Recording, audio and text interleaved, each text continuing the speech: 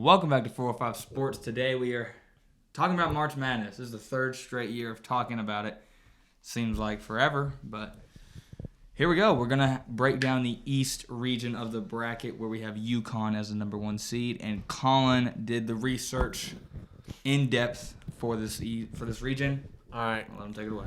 Uconn, number one overall seed. They're actually the only one seed that won their conference tournament, which I can't imagine is a very common thing.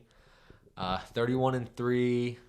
Only 3 losses are they lost to Creighton, they lost to a healthy Kansas, and then they lost a kind of crappy game to Seton Hall. But they've been, one of, if not the best team in the country all year. Even after winning a natty, you got to think they're going to go pretty far. They're matched up against Stetson, who went 22-12 in the ASUN. Their only good win was UCF, which Quad 1 win. it is quad 1, but they lost to Cincinnati and Houston by 25 or more. I'm pretty sure UConn's not losing that game. Uconn a lock. Yeah, UConn's locked in there. The 8-9, I think that's a really good 8-9 matchup. It's FAU, Final Four team last year, Northwestern, pretty good Big Ten team. This is the first time in school history that Northwestern's made the tournament in back-to-back years, led by Bo Bowie. PRA legend. Bo Boo. Putting up 19-5-4. They're one of the best three-point shooting teams in the country. They just can't play defense worth a lick. FAU, like I said, Final Four team last year. They're returning pretty much the exact same team except for some minor pieces. They have wins over A&M. They beat Arizona in double OT, so they can do it. They can beat the top seeds. They just struggle against kind of the worst opponents throughout the year. They're led by Jonell Davis, who's putting up 18, 6, and 3, shooting 43% from 3 on 4 attempts a game. So that's pretty impressive for a big man. I think the game's pretty much a toss-up. I don't know about you guys, but I think I picked Northwestern. that's who I had. I think I did too. Oh, never mind. Maybe it's not a toss-up. Saw a stat that the underdog in the 8-9 matchup wins the majority of the time. Yeah. It's kind of weird.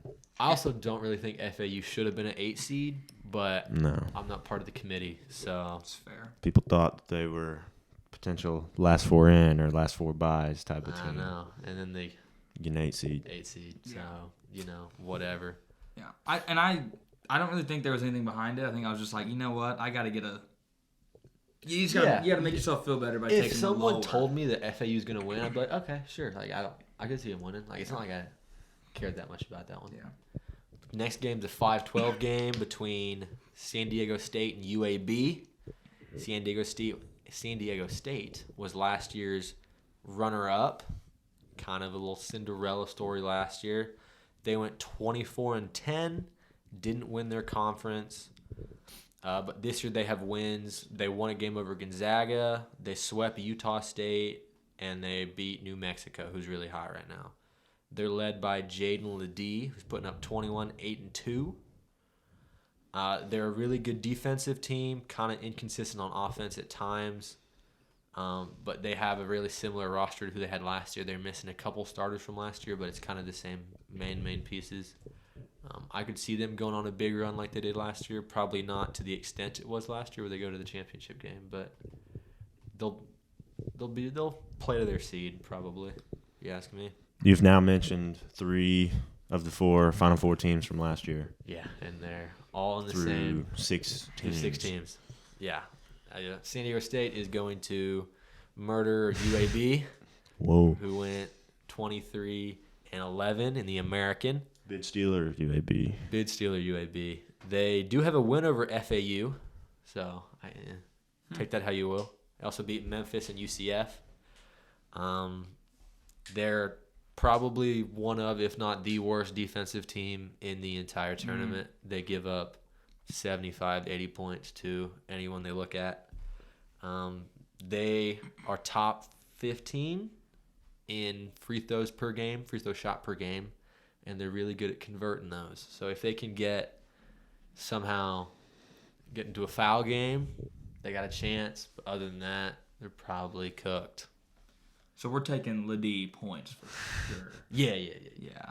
We're slapping that in the parlay. Yeah. The only thing I took away from San Diego State was like losing Chishi Johnson. That was the only thing, but he wasn't like a huge contributor. Yeah. In their run, like a little 7.5 a game, a couple rebounds. It nothing that's really gonna like rotational piece. Yeah, nothing that's gonna pull you down. Mm-hmm. You know, so yeah, I think San Diego State for sure. Next game is Yale Auburn. I don't think there's much needs to be said about that game. It's not gonna be very close. Auburn 27-7, SEC tournament champs. Got wins over Bama, Florida, A&M. They're really good on both sides of the ball. They're top 15 in opposing three-point percentage. They got Johnny Broome as a dog. And then Yale is 22-9, won the Ivy League. They don't have any good wins. They got a kid named Danny Wolf, 7-footer, puts up 15 and 10. They had a game winner. You know, conference tournament. Yeah, did do that. Championship. In a disgusting game. It was not very fun. Only thing about Auburn is I do know that they do struggle to play from behind. So if they somehow fall behind against Yale or later in this tournament, that could be tough. And then they also have had their struggles with quad one opponents. Take care of everybody else, 2, 3, 4 quad one opponents. They've struggled there a little bit, but they're playing better right now. Next game is BYU versus Duquesne. BYU Big 12 team went 23-10. They have wins over Iowa State, Baylor, Kansas, and TCU. They're an unbelievable three-point shooting team. They're one of the top teams in adjusted offensive efficiency. They don't really get to the foul line. They don't drive very often, but they do rebound really well on both sides of the ball. Duquesne went 24-11 in the A-10, won that championship. They have wins over Dayton, and they swept VCU. They're bang average on offense. They rely on their defense. They get a lot of turnovers, get a lot of bad shots, a lot of shot clock violations. Slow the game down on defense, cause problems for the other team. I don't necessarily see that being an issue against BYU because they're going to shoot the lights out the gym. Pretty sure BYU's got that one, but Unless they play like they played us in Gallagher-Iba, then they should be fine. yeah, when they played Tech, they went, I don't know the exact number. It was like 7 for 34 or something. Yeah, it was god awful shooting percentage. For sure. But I think they could still do that and beat Duquesne. But I also don't think Duquesne's an 11 seed. I think they got wildly overseeded. But yeah. Next game also will probably not be. Oh, go ahead. You got Antonio Brown's champion in this game. Morehead I State. do. Morehead State, baby. Antonio Brown's champion in this bracket. CT ESPN, something like that. ESPN. There it is. ESPN, baby. Morehead State, 26-8. Pretty good record. They're led by Riley Minix, 21-10. Pretty solid. Not that bad. They struggle with the turnover battle, and they have 0 bench. They have 5 starters, and that's it. And I don't even know if they have all 5 starters. They're really good at controlling the tempo. They're top 10 in opponent field goal percentage. They hold opponents to 39% from the field, which is pretty good. And they're playing a team in Illinois who relies a lot on their shooting because their defense is good, but it's not. They don't rely on their defense. Illinois went 26-8, won the Big Ten.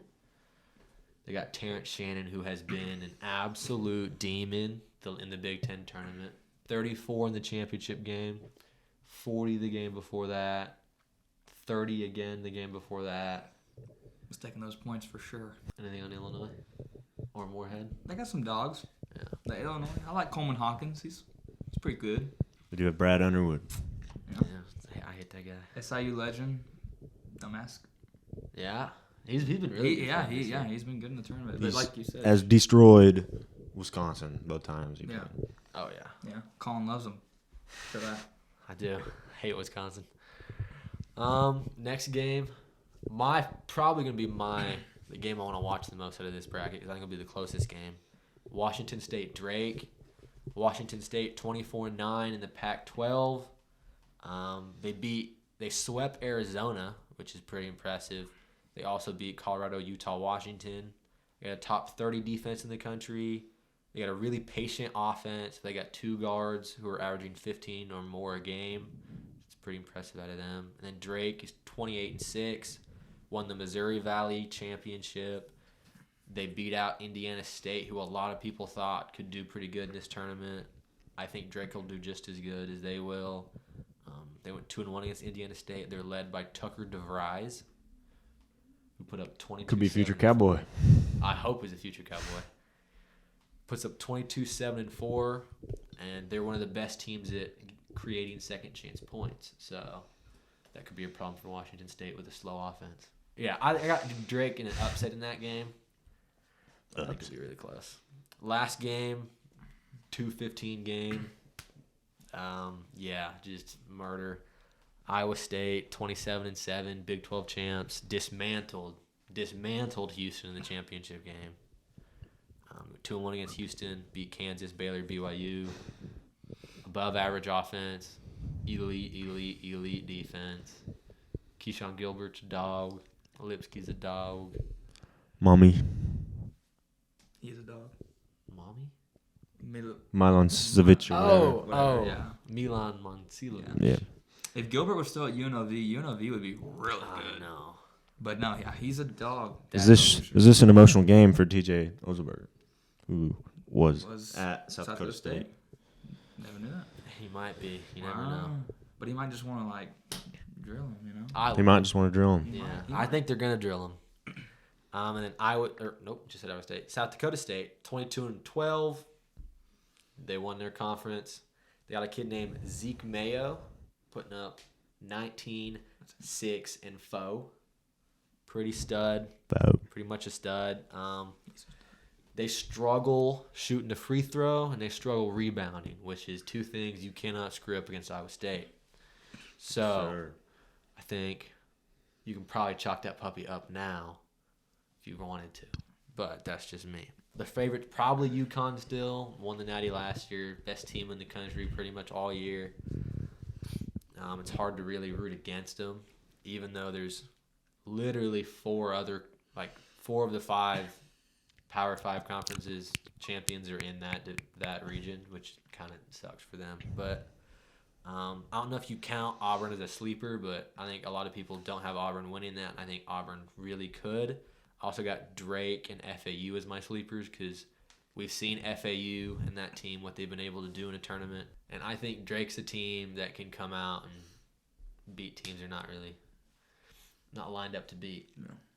I gotta give you props for this region because I do kind of feel like it's the hardest region. Maybe I don't know. It's the team that when I sit down and look at it, I realistically think the 1, 2, 3, or 4 seed could probably come out of it, and yeah, but then I'd believe it. The 5 and 8, yeah, just the 5 there. and 8 were also Final 14 last year. It's a tough one, so I give you props for that. But yeah, it's tough. You could say you had an upset with Northwestern, not an upset, but that's a 50-50. Theory got 2 upsets, but if you look at the Sweet 16, I would bet you money it's 1, 2, 3, 4, unless something outrageous happens. Yeah, which it's March Madness. It could. I've seen a lot of people say Drake will beat Iowa State in the second round, which you never know.